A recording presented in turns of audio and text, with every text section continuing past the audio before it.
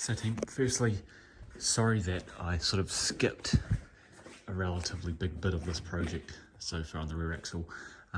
Obviously we sort of got up to the part of handbrake and the rear propeller shaft, and then I just sort of got straight into just further sorting it, and my mate and I just sussed out the dropping of the rear axle. I don't really have time, just because he was on a short time schedule. Didn't really have time to get the rest of it sort of videoed step by step like I did on the front suspension. But anyway, if we just walk through quickly what we've done since, so just a sort of a recap. So we took the propeller shaft out, that was going in here. There's like splines that slip out here, there's a cross brace. Then what we did is we took the handbrake out, obviously, and then what we did with the car in situ, with the subframe in situ, we undid these bolts here, and these hold on these secondary air tanks to the main airbags. And then what we did is disconnected the harnesses and the air lines. In saying that, looking back at it, you don't actually have to take these air lines fully out while it's in the car. If you're dropping the subframe, you can just wait till you've dropped it. So now I can easily get my hand in there and take everything off rather than being squeezed up in a little gap.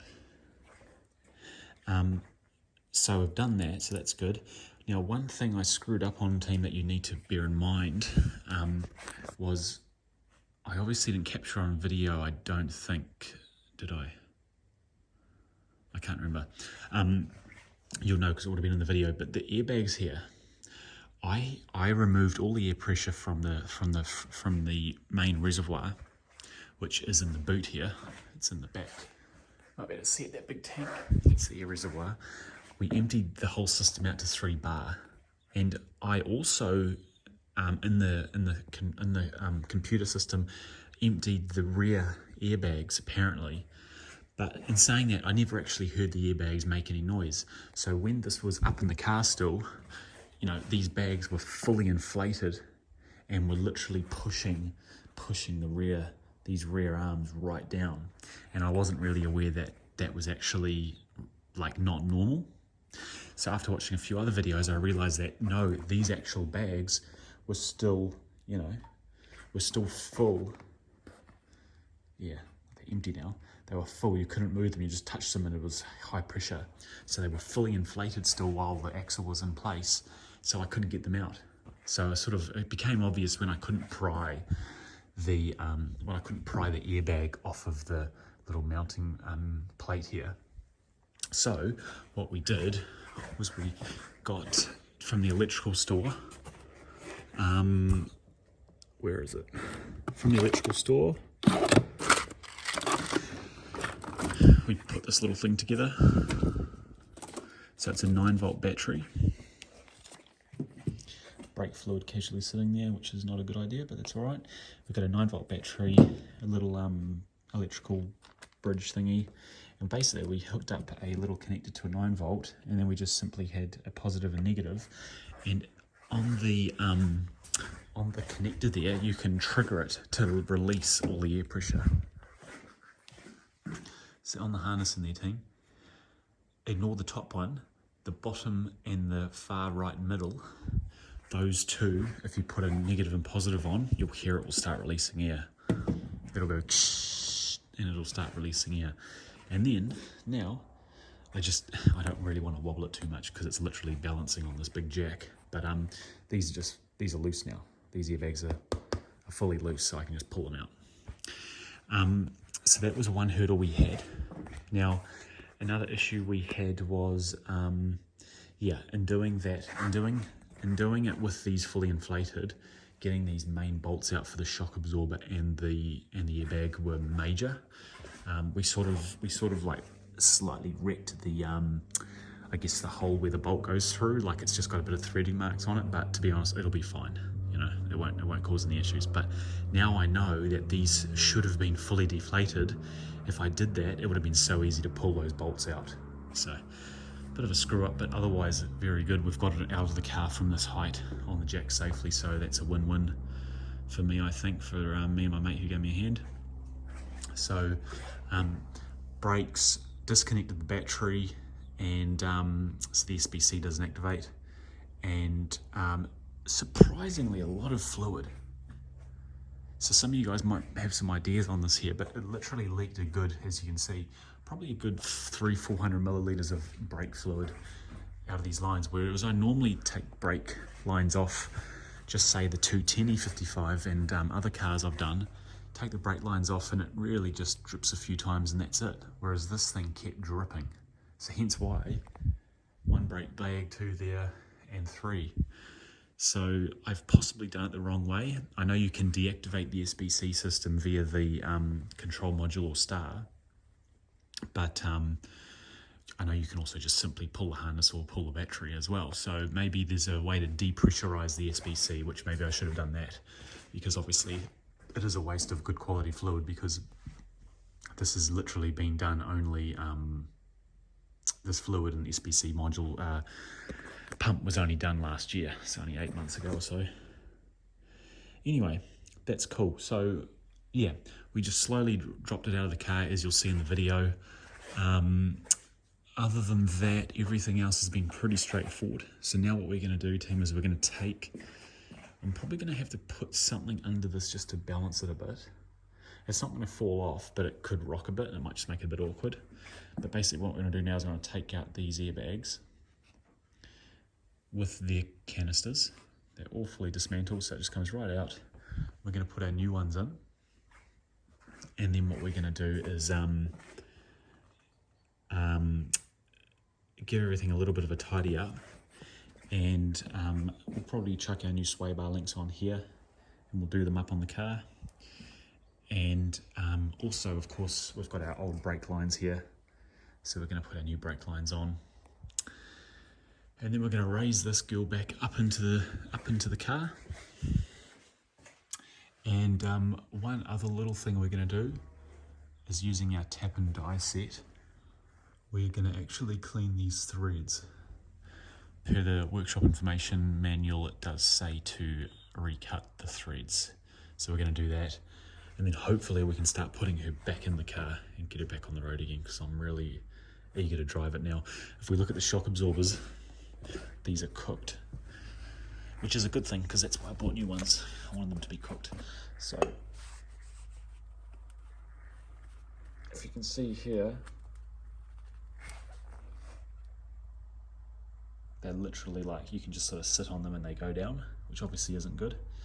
So yeah, we've got our brand new shock absorbers to put in as well, but I think we'll put them in, I'm not sure actually. We'll probably put them in, and then we'll just thread them through, and as we put the axle back in place with this here, we will direct the shock absorber into the correct holes in the body there.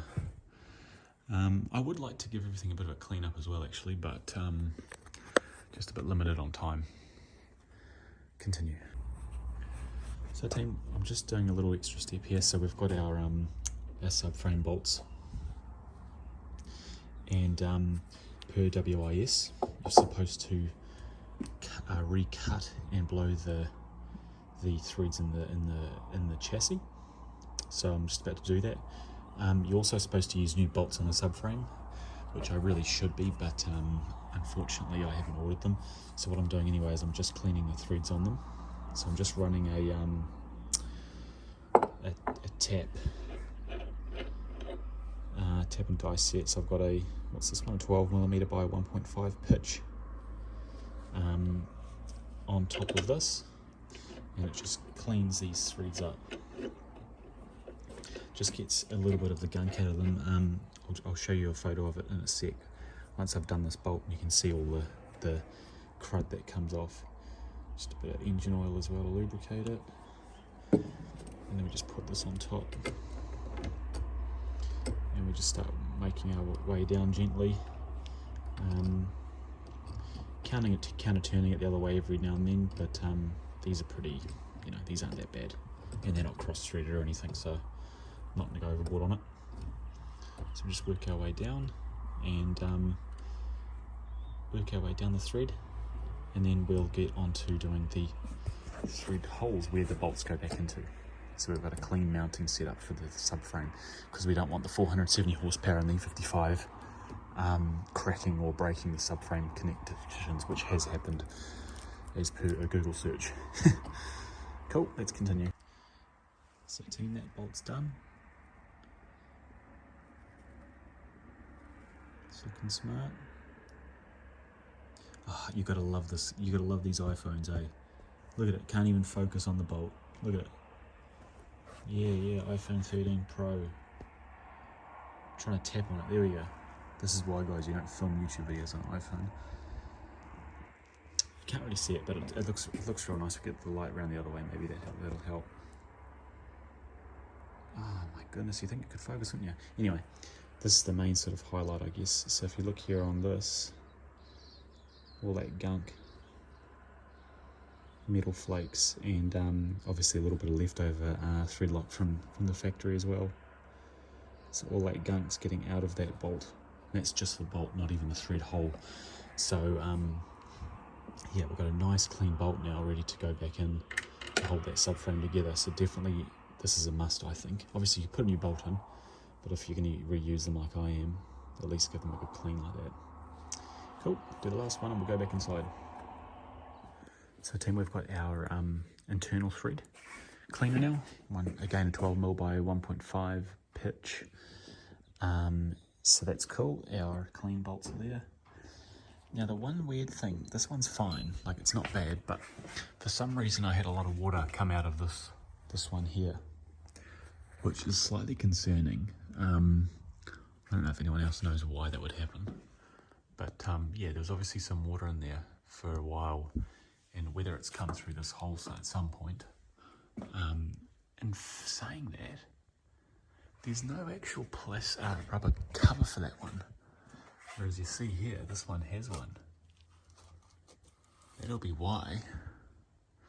So what I'm going to do, team, is I'm going to probably go to a wrecking yard actually and see if I can find a couple of these spare, and we'll block that up because we don't want water getting in there and rusting out our rear end here. It's not good. Could already be quite rusty, so we might have to actually just dry that out. So Tim, we're just going to lift these old bags out. This is one this side and then one this side. This is the ride height sensor harness, so you just got to move that first. There's the ride height sensor harness, unplug that so we can move that out of the way. Then we can pull this thing through and pull the whole thing out. I've still got to take the airline off that left hand side, so I'll do the right hand first. But yeah, first we'll take that fitting off there. So if I just get a suitable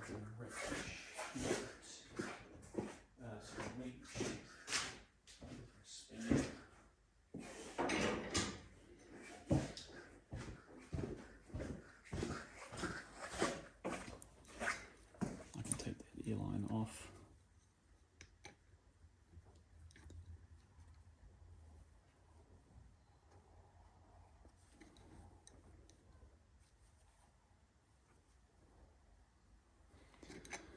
Oh, maybe not.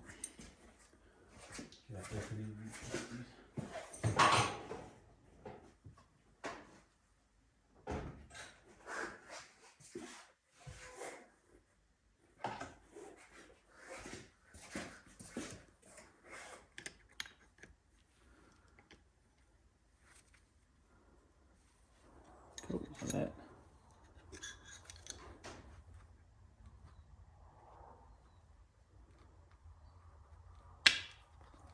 Should pry it off.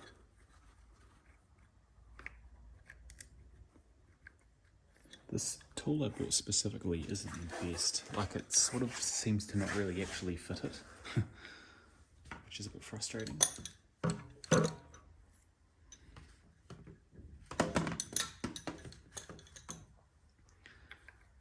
It seems to just be a little too small.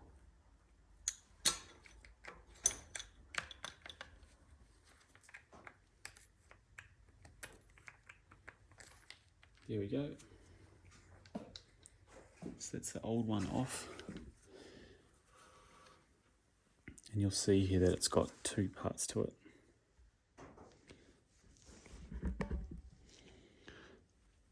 So if I pull that back, we've got the little end clip on it. So we'll probably just closely inspect this hose. Just make sure it's all good. Looks pretty good to me. We'll just trim it at the current end piece and put a brand new, the new ear spring at the rear will have a new fitting, so we'll put a new fitting on it and cut the old one off at the current area. And we should have enough play in this existing hose to get us the new one on again.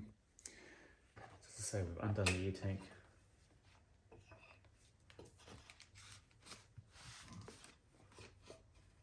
Cool. Now I'm going to lose, it's got that air spring there, and do the other side, just to make sure I don't unbalance the whole axle, because it'll want to lean to the side now. So I should just be able to lift that. Oh, there we go. Pull our old tank out. Just be careful of your ride height sensor. I don't think I have to unclip the ride height sensor, do I? Maybe I do. No.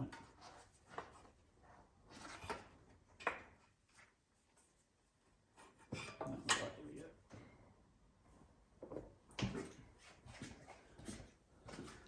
So aside from everything else, guys, that's the easiest way to be able to pull the whole air spring out. Literally just lift it out briskly with no effort required, really. However, you've got to drop the whole flipping axle down.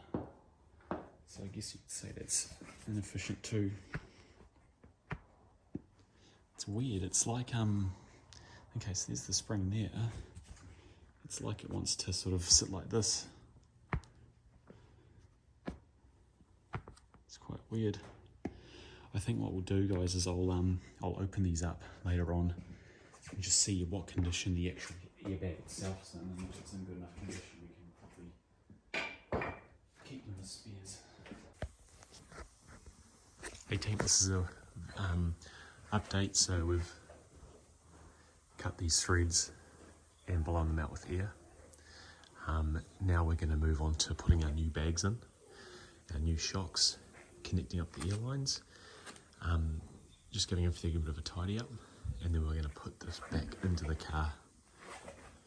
First thing I'm going to do though is put a new clip on the handbrake cable assembly before I forget. So the old one I showed you snapped off, so I ordered some new ones from Mercedes.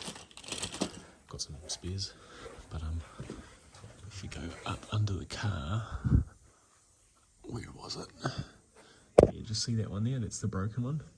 So we've got a brand new one here, and that'll basically unscrew, and this will screw in and lock over the top of it instead. So we'll put that in first, and then we'll move on to this.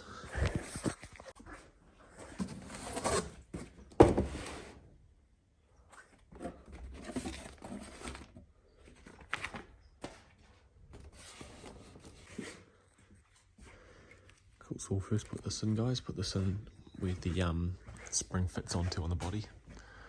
So just up on here. Got one for each side. I've actually got spares of these as well, which is good. Oh, weird.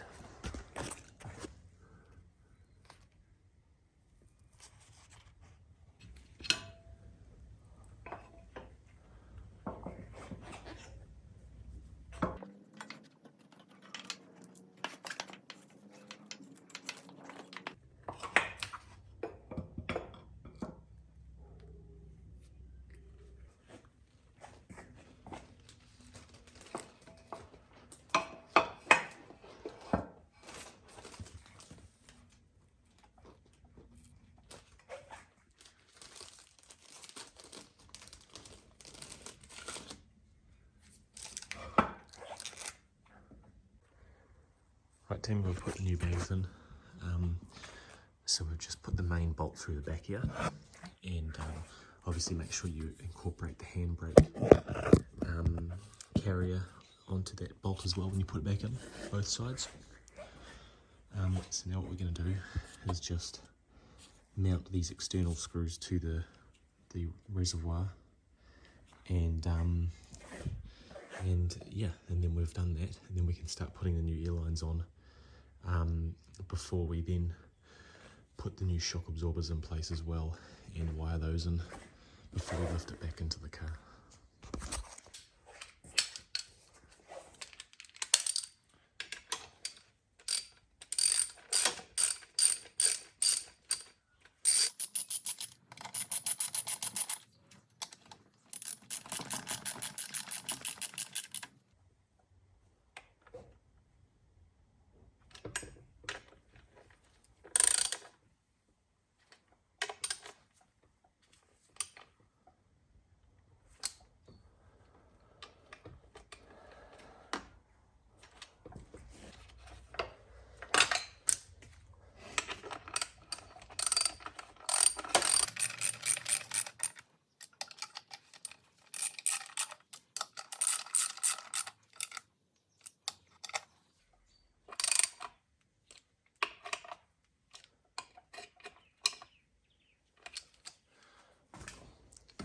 Cool team, so put those air tanks back in.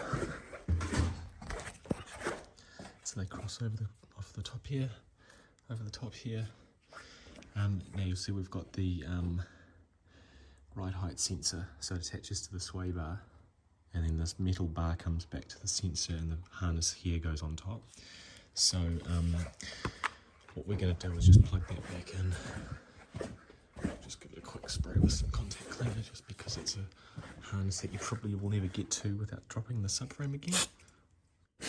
Good clean, never hurt anyone. So that just clicks back into place. Yep, cool. So that's the top end done, team. We're just going to now move on to these air lines here. So team, a bit of a blonde moment obviously for me. I forgot that they come with new fittings inside under the plastic, under the sticker they put on there. So we can obviously extract the new one using our specific tool and unscrewing it out. And then, yeah, what I've managed to do on here, on the old line, was use a little tool, little pick, like this, and just pry off very gently the old retaining clip. So I don't actually have to cut the pipe, which is good. And this pipe's in more than fine enough condition. I might just spray some electrical cleaner on it just to get any grease and dirt off it, and then we'll just slide this old fitting off like that. That's the old one, that can be thrown away. That'll be the original. It's pretty cooked. Again, I really didn't want to have to use that again, to be honest. And then we can fit our new one on here. We'll do the same on this side as well.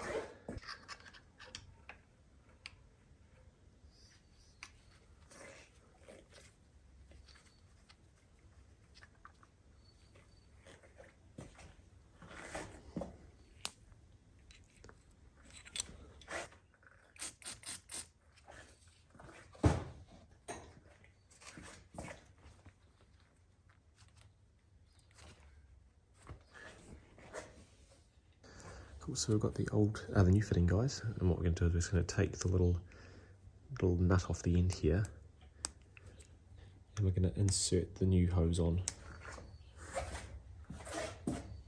Cool, so I've got that out. All you have to do is take the plastic fitting, the plastic protector off. So before we put that on, we're going to put this on first. So you want to insert it this way. Again, the big fitting first, and then we've got our new little brass fitting, and you want the cone edge, the edge that tapers down into the center, that needs to be facing the actual fitting. So that part there, tapering down, yep, that's it.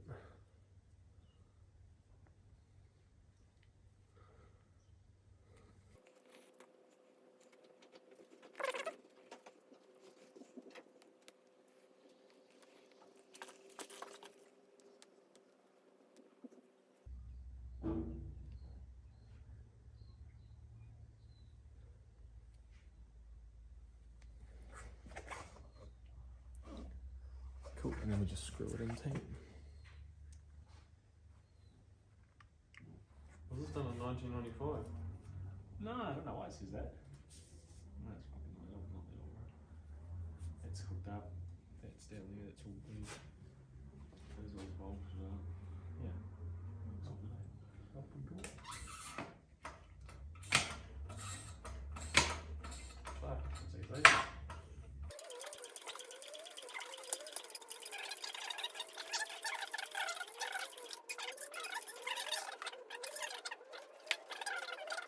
I feel like I'm gonna hit. In what direction? I think it does have to come back your way, bro. It wasn't supposed to come my way. You sure? Wow. No, It's just I think because so. I keep going, but my side's pretty close to touching, like. Is it? Oh, No, you'll be right. Keep going. no, you're right, right here. I'm just looking at my 2 holes that I've got. Your 2 holes for what? The bolts. You'll line up with that. Oh, your main bolts. Yeah. Oh, yeah, that's all good. Up you Just be go. mindful of the gas. Filler thing, bro. I don't want to fucking knock it. Wait, where's that going?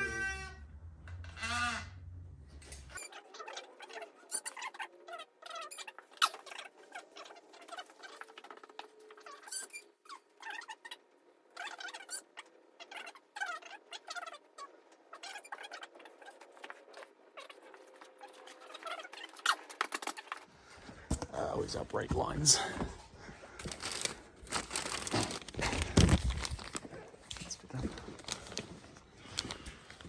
These are our new brake lines in the rear.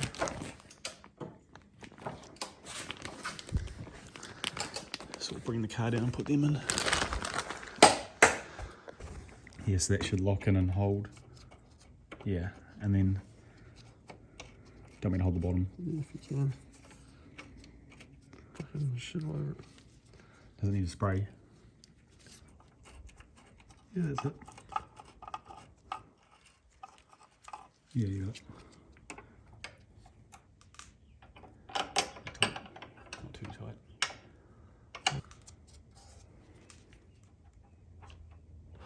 Nice. Nice. Yeah, good. Sweet. So the hex top goes at the top.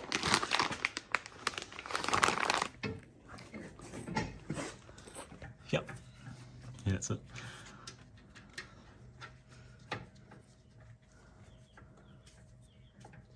I think that's the right one for it. No? Here's the other one. No.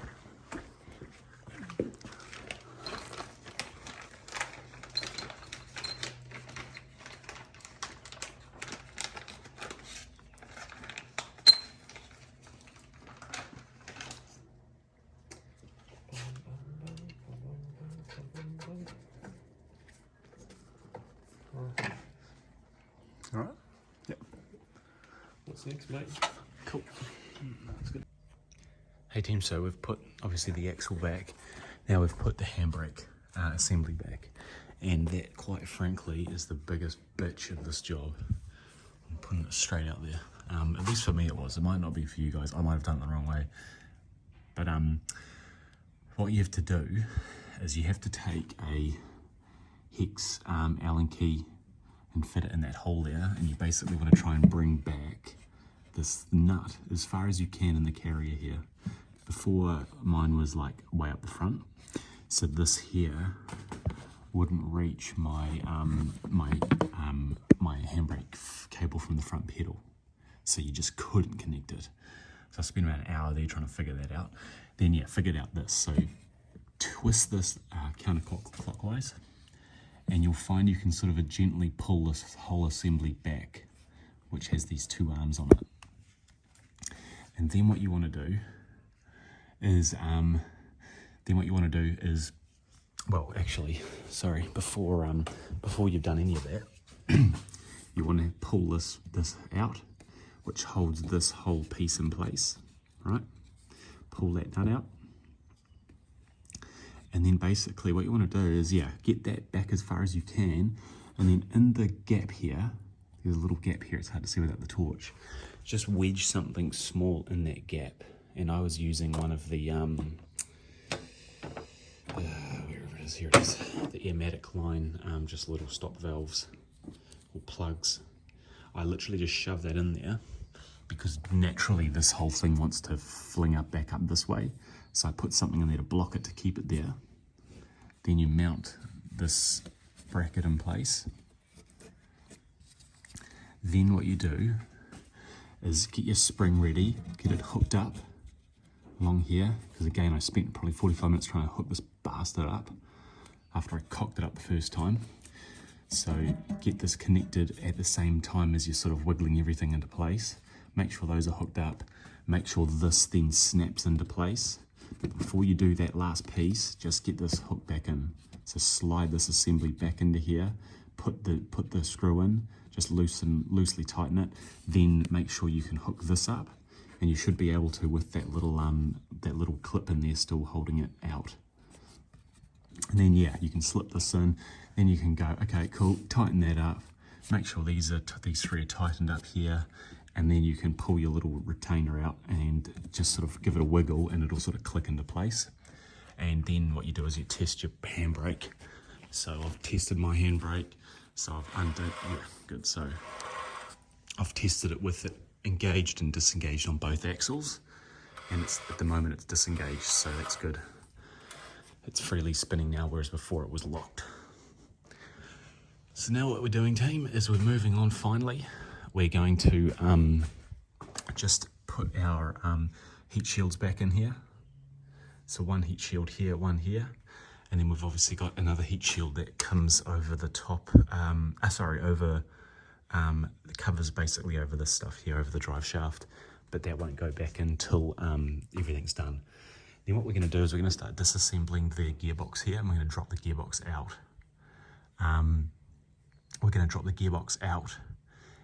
So we can do the rear main seal, which we've got the parts for. So I'm just going to get this little put back together, and then yeah, we're going to start on that. But what I might actually do, depending on how the video goes, you'll see, we might actually just finish off this rear Airmatic system and get our rear connector fitted, get that plugged in, get some air into the system so we can actually, as you can see how far off we are at the moment, get some air into the system. Oh wait, no, that's not the connection. Sorry, the connection's there. Whoops. Get some air into the system so we can push this down and get our actual new shock absorbers in, because we haven't been able to get those in because they won't fit yet.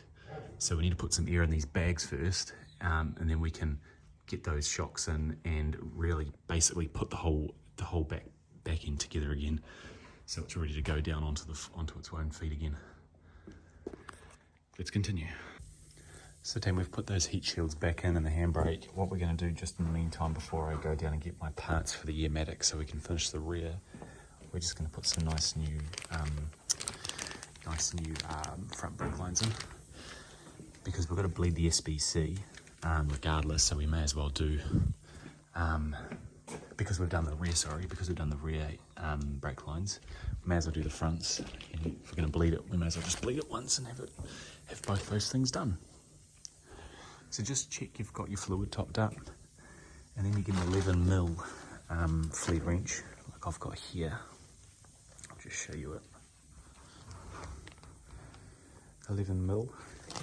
You just put it over the top of there and you just start cracking it off, and you'll already see mine's already sort of weeping a bit of brake fluid.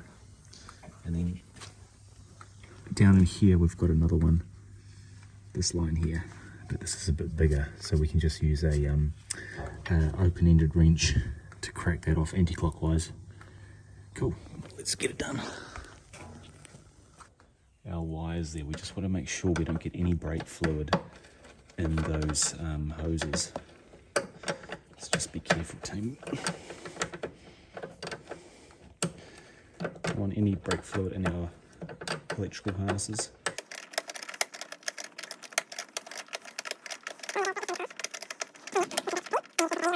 Come out any second now. There we go. Just drop that out like that. Just get my brake cleaner.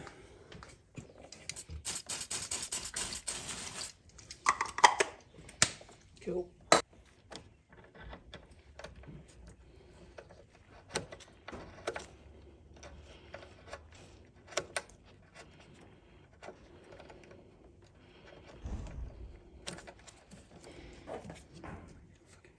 got to sort of hurry, team. You can't just sort of cruise along. You've got to get it done because it does leave quite a mess. Just going to spray some brake cleaner on that area. And I'm just catching all the brake fluid in the bucket, all the stuff that's dripped out. And then I'll use my 11mm again, just to crank this up.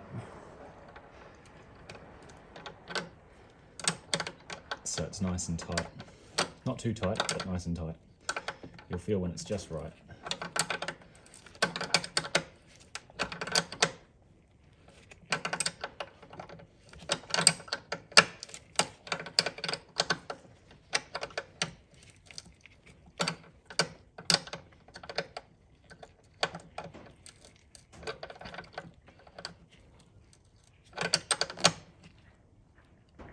Cool, perfect. One more clean. I'll just give it a little wipe because I've made a lovely mess of this one. We also want to make sure, yeah, we just clean that area with brake cleaner just to get any brake fluid off, because it's still you know, brake fluid is quite corrosive, so we don't want to get it on our body work, including the underbody of the car. So now I've cleaned it, now I can just leave it for a little bit and we'll just make sure it's not leaking, but it won't, but you know, double check, and then we'll obviously bleed the brakes later. Cool. So team, we've added about half a bar to the struts, one at a time on each side, and it's basically opened up the airbag and it's pushed the whole arm down a little bit, which has given me enough room to get these new shock absorbers just loosely in place. To do that, I also took this arm off here, so undone those on both sides, and yeah, we've got them in. So what we're going to do now is just thread this through this new ADS harness through. I've done it on this side already, so it loops up into that little hitch there. There's a little clip that holds it in the new wire, and then it wraps around through into a little harness here. There it is there, a new one.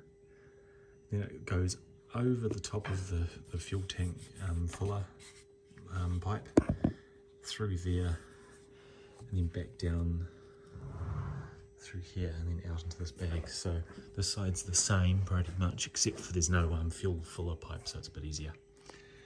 I've also got a new sway bar links, so I've just loosely got those on as well. So I'll just reconnect this too, so it's in place, ready to go. And then we'll just start slowly, probably putting some more air into the system to line everything up ideally. I've got a tool from Bilstein here, and you're supposed to use it for alignment. So it's supposed to be 19mm on this side and 36 on this side. But it seems like only my right side's going in so far. This left side's not aligned properly yet, so I'm just trying to figure that out. So once I've done that, yeah, we can start sort of putting more air into the system, and or maybe I'll put more air in anyway and just try and get the alignment right, and then I'll start hooking up all the shock absorbers and all those bits and pieces further. So team, we've got our shock absorbers back in here. They're just loosely done up. So we're going to tighten those up first. We're going to tighten these up to 20 Newton meters. We're going to counter hold on the top of the bolt here with a spanner, and then use our, I think it's a 14 or a 15mm to tighten that up. And I'm probably not going to do it with a torque wrench just because I don't have the best one for it, and I'm scared I'm going to twist this and wreck the rubber, little rubber mount that's in there. So I'm just going to do it hand tight to what I feel like is roughly around 20 Newton meters. So we're going to do that right now, so we can then start putting the back together again, the side panels back into the boot. Cool, let's go. And ta-da. So this is all back in together now. Just make sure, guys, when you put these panels in here, they sort of slide through little grooves here, and then they retain against this back piece of upholstery. And then remember to put your little mounting brackets back in and screw them in with the Torx. And don't forget your little retaining clip up the top here on each side. And then you've just got your standard little trim bits here, little retaining clips here. There's about 6 of them in total, and that's all back in now. And all we have to do now is put the little rear shelf back in and stuff. I'm going to leave that for now because we're obviously playing with the battery. Yeah, so that's all done up. That's good. Now what we can do is lift the car back up again and tighten up some of the bolts down here.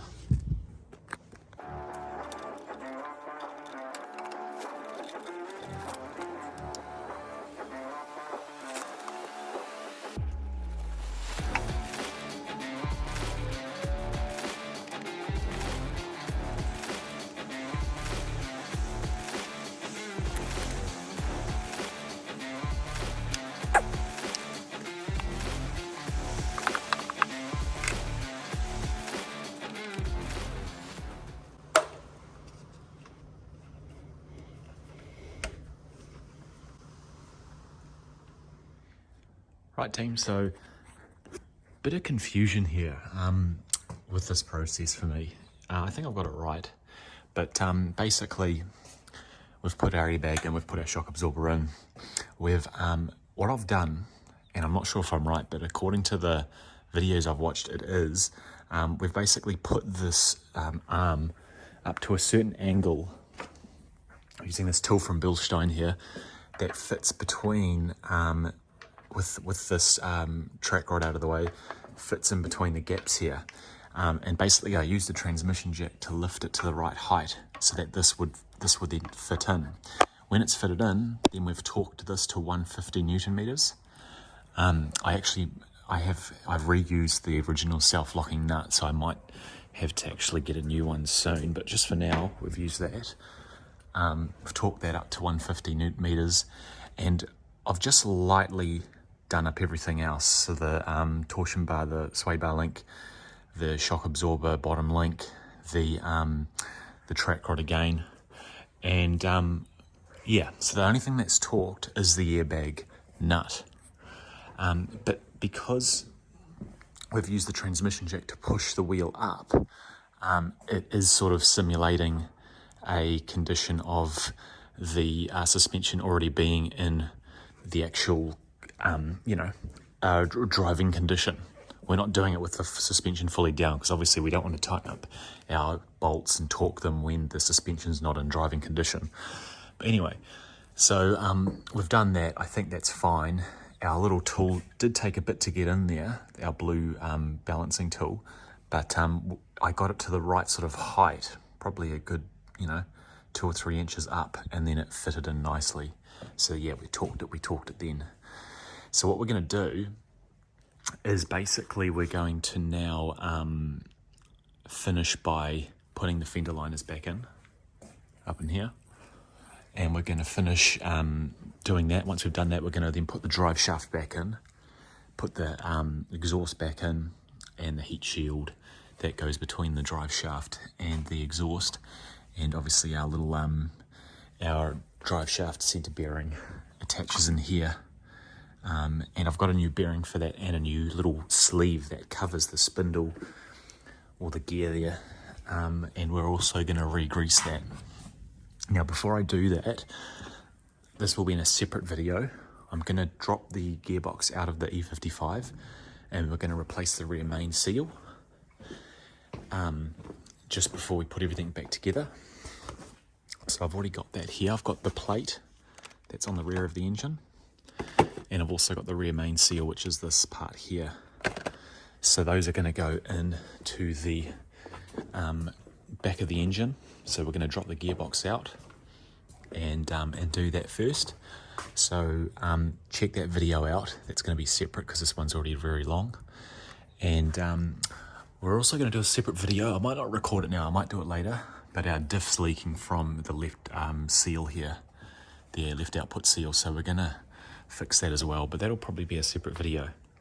So continue on with this video, we're just going to get this rest of this put back together. It'll probably be cutting away to after I've actually done the gearbox down there. And yeah, we're on the home stretch now, so we'll get this all finished, wrapped up. And then what we're going to do is, once we've got it all in road condition with the wheels back on, we're going to increase the pressure in the suspension to 5 bar, which is about 60-70 psi. And then we're going to lower the car back down onto its feet, and hopefully I've done everything right. But it's looking good. It's looking good. Cool, let's continue. 1, 2, 3, 4.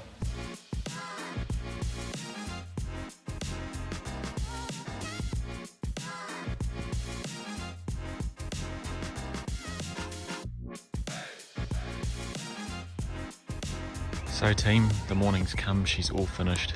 She's sitting back on her feet.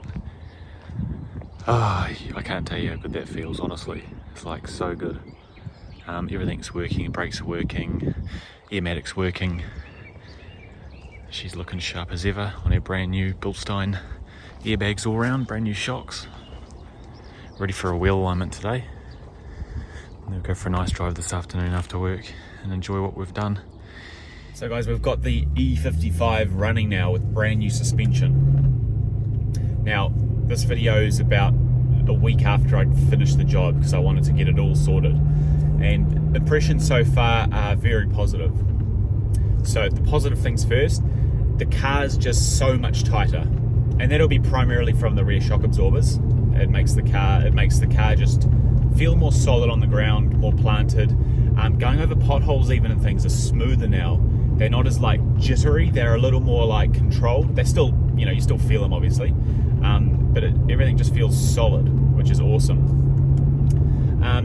Another thing is that just the car in general, you could just say it feels like a new car. You know, you drive a new car and they're just quiet. There's no noises, there's no popping. It feels like that, but that does lead me into a negative at the moment, and it's probably my own fault possibly. There is some very slight popping noises and creaking noises when the car turns at low speed. When I turn tightly at low speed, so that's a little disappointing. So I'm going to jack the car up again, or lift the car up this weekend, and have a look to make sure everything's torqued down properly, because I'm wondering if something's not torqued up properly. So we're going to do that, and also give the car an oil change. I'm just going to give it an oil flush. It's been sitting for 2.5 months doing this whole project, so I can just hear the motor's always a bit noisy, but it just seems a little noisier than normal. So I'm going to go and give it an engine flush and a full oil flush, and then I'm going to put in brand new Liqui Moly Ceratec, which is a protectant I use on this 113K. That just quietens the motor down, and it's like a ceramic sort of additive, you could say. So I'm going to chuck that in there and see how that works out for us. But other than that, yeah, I am real happy with it. It's definitely worth the money. I think the shock absorbers probably make most of the difference at the end of the day. Well, definitely, that'd probably be 80% of the difference there. But well worth it, and really excited to move on now. So I also did during that job that I don't think will be in the part 2 video, in this video that you've just watched, the rear main seal on the transmission. So we've replaced that. So I encourage you to go and watch that video as well. And yeah, dropping the transmission out, swapping the bushings over, disconnecting the oil cooler lines, and doing the rear main seal on the 113K, which was another mission in terms of not having the right tools. So check that video out. Hope you like this video, guys. And yeah, see you at the next video. Remember to like and subscribe. Thank you.